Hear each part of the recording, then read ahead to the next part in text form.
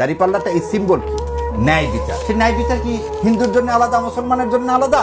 ন্যায় বিচার সবার জন্য। The parameter is same. দুটি প্রসঙ্গ এখানে আসছে, যেহেতু প্রসঙ্গটা এসেছে আমি একটু প্রশ্নই করি। অনেকেই বলছে যে এখন তাহলে আপনারা তো ইসলাম শাসন কায়েম করার কথাই বলছেন, সেই জায়গা থেকে তাহলে যে হিন্দু প্রার্থী তিনি কি হরে কৃষ্ণ হরে বল দাড়িপাল্লা টেনে তোল সেই স্লোগান নিয়ে তিনি ক্যাম্পেইন করবেন কিনা বা ঝাঁপিয়ে পড়বেন কিনা? ভেরি ভেরি ইন্টারেস্টিং ব্যাপার। তিনি কিভাবে ক্যাম্পেইন করবেন একটা জিনিস আপনাকে বলি।